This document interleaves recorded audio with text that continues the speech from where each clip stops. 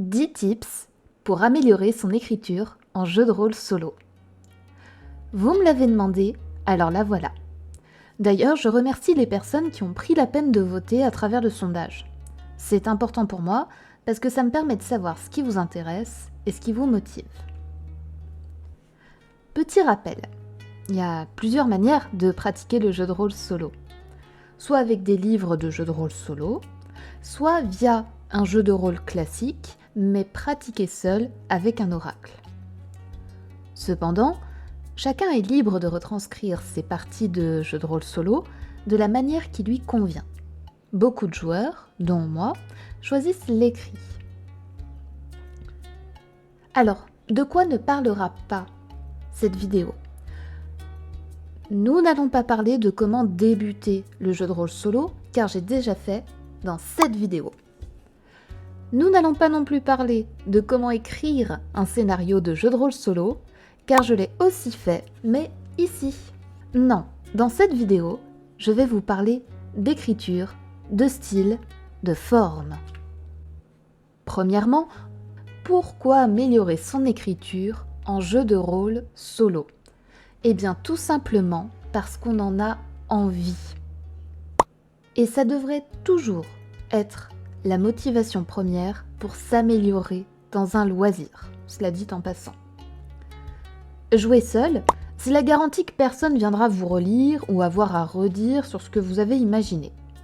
Vous jouez pour vous, donc vous écrivez pour vous. Alors pourquoi chercher à faire mieux ? Eh bien, pour ma part, je trouve qu'il est sain de ne pas toujours se contenter de ce qu'on fait habituellement, ou d'un premier jet. Si vous êtes satisfait de ce que vous produisez, peut-être que vous n'avez ni envie ni besoin pour le moment de travailler plus et de faire mieux, et c'est ok.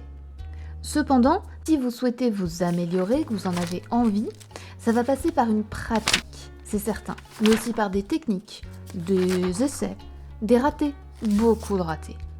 Et toute personne qui exerce un art, un sport, un artisanat, avec un peu d'exigence, vous le dira. Et bien c'est pareil pour l'écriture. Alors, dans ce cas, à qui s'adresse la vidéo ? Moi-même n'étant pas autrice, mais simplement une rôliste qui prend du plaisir à écrire des aventures solitaires, je serais très prétentieuse si je vous expliquais comment bien écrire vos parties de jeu de rôle solo. Du coup, si vous êtes écrivain, si vous estimez avoir un bon niveau de rédaction, je ne vous recommande pas nécessairement cette écoute. Non, ici, je m'adresse aux personnes qui, comme moi, débutent, progressent et cherchent à faire mieux. C'est pour ça que je vais vous donner 10 astuces piochées au gré de mes nombreuses recherches et aussi de ma pratique.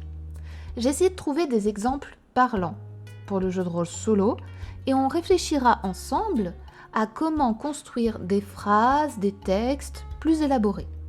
Alors, si ça vous convient, c'est parti pour 10 tips d'écriture en jeu de rôle solo.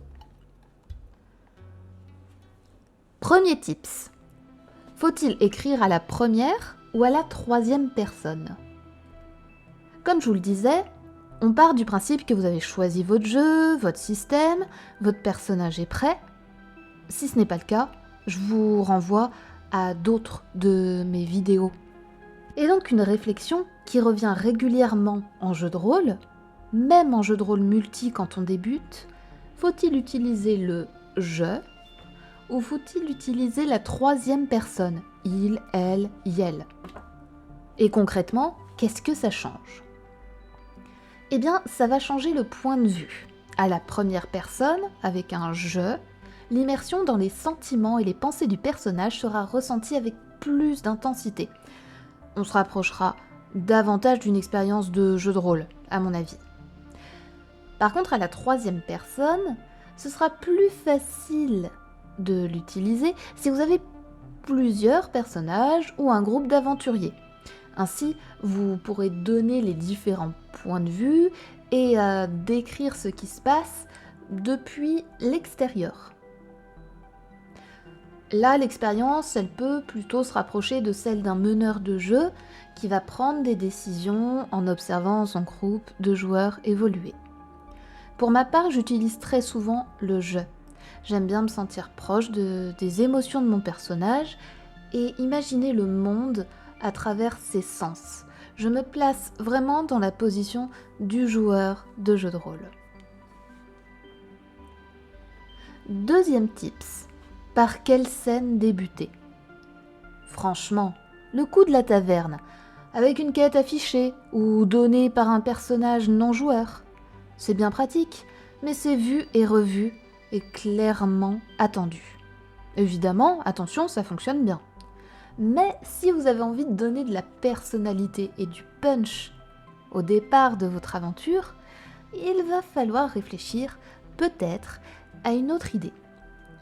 Le plus simple, c'est souvent de commencer par une scène du quotidien de votre personnage. Demandez-vous ce qu'il fait aujourd'hui, là tout de suite à cette heure-ci.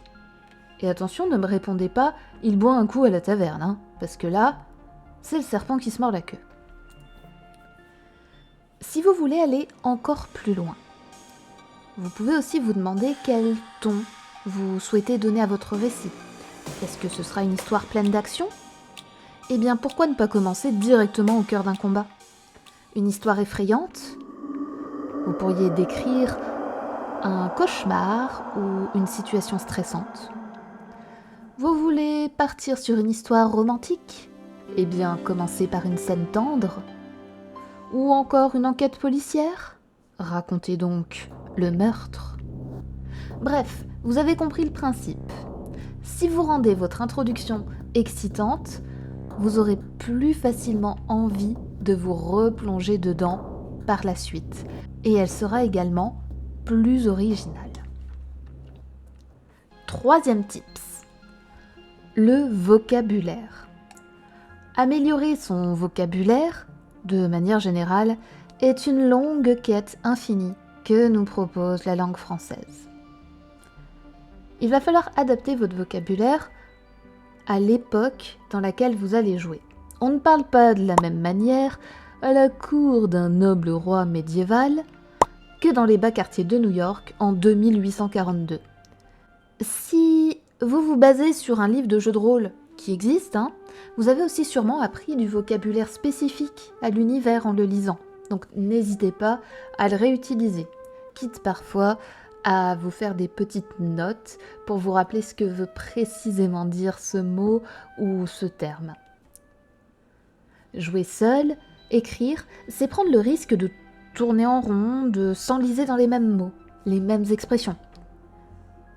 Lire, de manière générale, par contre, ça va permettre à votre cerveau d'emmagasiner du vocabulaire d'une manière inconsciente, ce qui est très pratique, et aussi des tournures de phrases que naturellement, vous n'utilisez pas dans la vie de tous les jours. Et si vous avez l'impression de stagner, n'hésitez pas à chercher des synonymes. Dans Google, ça prend 2 clics. Petit exemple. Cette épée était très aiguisée.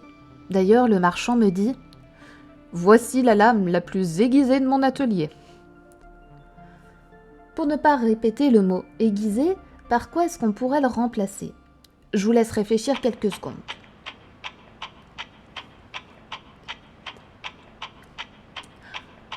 Alors, j'ai trouvé affûtée, affilée, acérée, coupante, tranchante.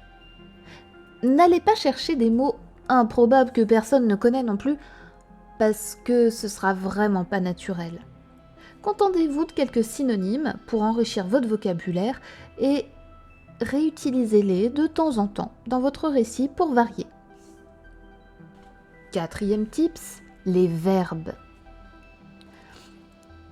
Voyons ce qui pourrait être amélioré dans cette suite de phrases. Je suis sur un chemin de terre et marche avec énergie. J'ai une cape verte et j'ai mon épée rangée à ma hanche. Je fais rapidement encore 1 kilomètre pour aller jusqu'à la forêt. Une fois à l'ombre, je prends ma gourde et je bois vite de l'eau avant de m'en aller. Déjà, regardons quels verbes principaux j'ai utilisés. Il y a être, avoir, faire, aller, prendre, boire, s'en aller. C'est un peu comme aller, on est d'accord, mais à la forme pronominale. On peut en fait les appeler des verbes pauvres, parce qu'ils sont assez neutres et banals. Ils sont plutôt descriptifs et ils donnent pas d'indications supplémentaires sur le texte. Alors, ce qu'on va faire, c'est qu'on va prendre 1 minute pour améliorer ces phrases en changeant juste les verbes et en évitant de faire des répétitions. Je vous laisse un petit moment pour réfléchir et ensuite je vous donne ma proposition.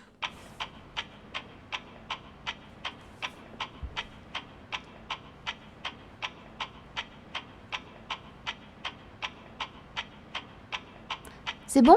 Vous avez eu le temps de trouver des idées? Alors voilà ce que je vous propose. Mais bien sûr, vos idées seront aussi certainement très bien parce que la langue française propose plein de verbes différents. En tout cas, moi j'ai retenu cette proposition. J'arpente un chemin de terre et marche avec énergie. Je suis vêtue d'une cape verte et porte mon épée à la hanche. Je parcours rapidement 1 kilomètre pour me diriger jusqu'à la forêt. Une fois à l'ombre, je saisis ma gourde et me désaltère avant de continuer ma route. On aurait aussi pu changer le verbe marcher, mais ce n'était pas non plus un verbe trop pauvre. Et si jamais vous n'arrivez pas à changer les verbes, que vous trouvez que la phrase ne colle plus, eh bien dans ce cas, vous pouvez carrément changer l'ordre de la phrase ou carrément changer de phrase. Ça peut aussi fonctionner. Faites ce qui vous paraît le plus naturel. 5e tips, décrire quelqu'un dans un ordre logique. Il existe plusieurs façons de s'organiser pour décrire. Ce que je vais vous présenter là, c'est ce que moi j'essaye de respecter la plupart du temps pour décrire un personnage, une personne.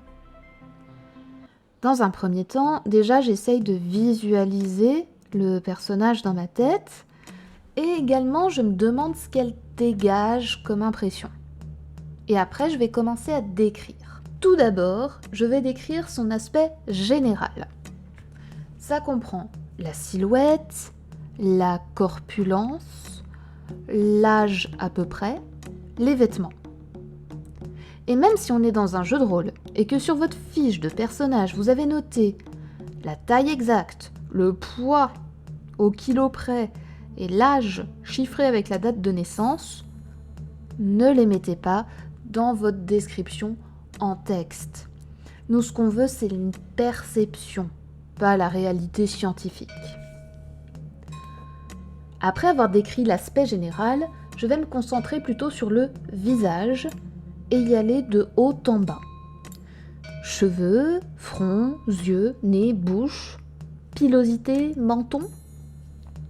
On n'est pas obligé de tout décrire dans un visage, on peut se contenter de 2-3 aspects les plus marquants.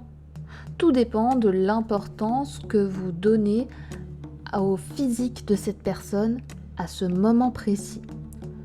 Si c'est un PNJ, un personnage non joueur plutôt simplement de passage et à l'aspect assez banal, vous n'êtes pas obligé de vous plier à la description de chaque détail du visage. Et en 3, ce que je trouve assez important, c'est le ressenti. Qu'est-ce qui se dégage de cette personne? Essayez de trouver des adjectifs. Est-ce de la noblesse, du danger, de la sagesse, de la beauté, de la bonté? Et essayez de relier ça aux éléments déjà décrits. Par exemple, peut-être que les vêtements paraissent riches parce que le tissu est noble. Peut-être que la personne paraît dangereuse car elle a un regard particulièrement perçant et inquisiteur. Dans le ressenti, n'oubliez pas non plus de rajouter la gestuelle de la personne car elle en dit long sur la façon dont elle se comporte et l'image qu'elle renvoie. Vous pouvez aussi ajouter le son de la voix et l'odeur éventuellement. Ça peut participer à l'impression générale. Mais n'en faites pas trop non plus comme je le disais pour chaque personnage, il faut que vous dosiez le degré de description à l'importance qu'aura le personnage et son aspect physique. Mais vous pouvez aussi vous amuser à faire des descriptions physiques simplement pour vous exercer. Tips numéro 6. Décrire avec les 5 sens. Je pense que ça, c'est le tips le plus connu. C'est l'astuce qu'on donne le plus souvent aux gens quand ils disent « je voudrais bien écrire un peu mieux des descriptions ». On leur dit « utilise les 5 sens ». Je suis d'accord, bon, quand il s'agit d'une personne, et ça on vient de parler de la description des personnes et des personnages, mais aussi pour les lieux et les objets, surtout si c'est un élément central de l'aventure. Donc les 5 sens, je rappelle, on a la vue, l'odorat, l'ouïe, le goût, le toucher. Alors, évidemment, il ne vaut mieux pas utiliser les 5 en même temps pour parler d'un sujet parce que c'est un peu lourd. Et puis c'est pas toujours possible. Mais en utiliser 2 ou 3, c'est intéressant. Prenons cette plante, par exemple, et imaginons qu'on l'accueille. On peut parler de sa couleur et de l'aspect de ses feuilles. Ça concerne le sens de la vue. Mais on peut aussi impliquer l'odeur qu'elle dégage. Là, ça concernera l'odorat. Et on peut rajouter également sa texture, la sève qui s'écoule au moment où on l'accueille, les piquants de la feuille ou encore la douceur des pétales. Et là, on inclut le toucher. Ici, le goût et l'ouïe n'ont pas vraiment d'importance. Il ne faut pas chercher à caser à tout prix les 5 sens. Mais pourquoi pas se dire que dans la scène suivante, on peut mettre l'accent sur des sons particuliers pour varier l'utilisation des sens. 7e tips, décrire avec des détails marquants. Là, je vais vous donner un tips que personnellement, j'ai essayé consciemment, souvent, de mettre en place.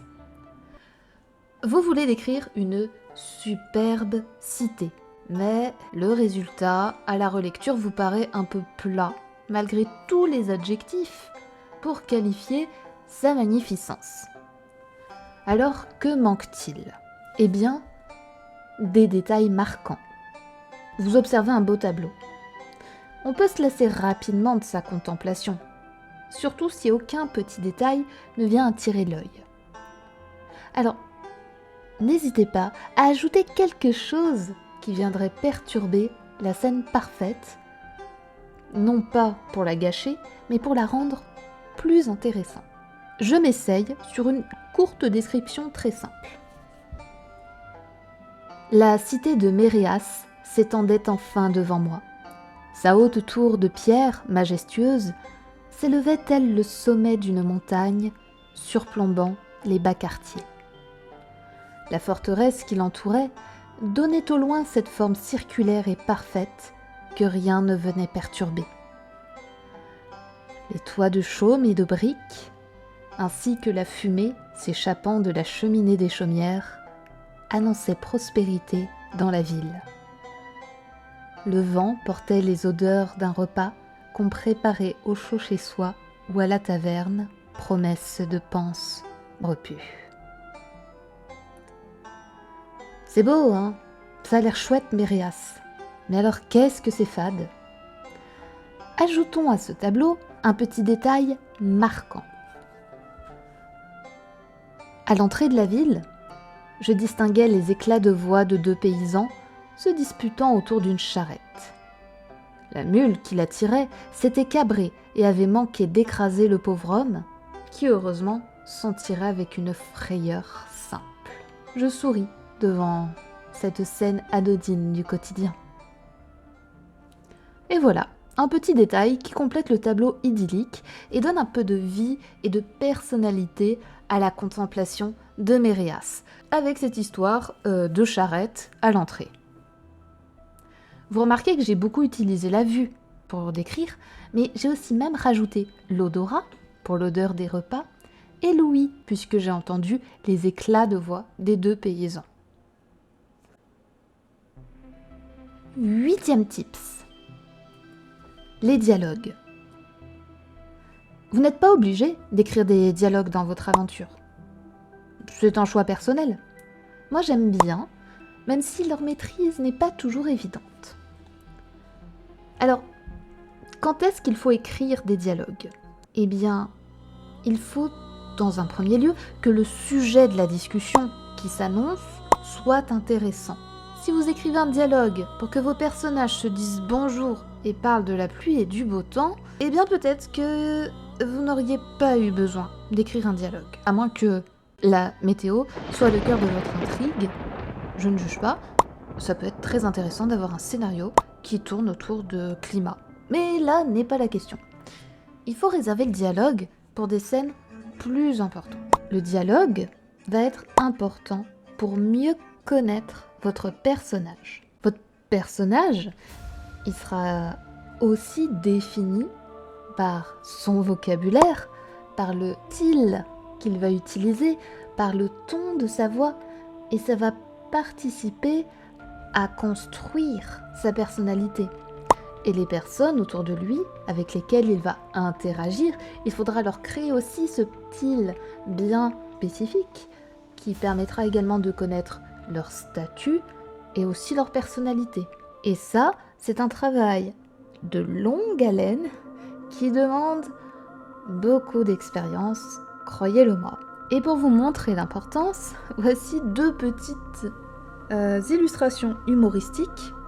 Je sais que certains écoutent en podcast plutôt que de regarder l'écran, et ce n'est pas grave, donc je préviens, je mets ici 2 petites illustrations pour que vous regardiez un peu ce que donne un ton approprié et un ton inapproprié sur des dialogues. 9e tips, le rythme. Le rythme de votre aventure est important. Ça va dépendre aussi de votre disponibilité à jouer, des types de scènes que vous avez envie de créer. Rien ne vous oblige à équilibrer tout cela de manière globale, déjà parce que c'est votre partie, donc vous faites bien ce que vous avez envie, et aussi parce que vous n'êtes pas en train d'écrire un livre qui est destiné à être lu. Là, le rythme dont je vous parle, c'est dans votre façon d'écrire, dans la ponctuation, dans la longueur des phrases, et même dans le choix des mots. Ça va avoir une importance sur certaines scènes. Pour écrire une scène d'action, par exemple, essayez de privilégier les agissements brefs et rapides. Petit exemple. Fioum ! La flèche atteint la porte en sifflant. Je sursaute. En garde ! Des hommes armés crient autour de moi. Je saisis mon arc. Où est mon compagnon ?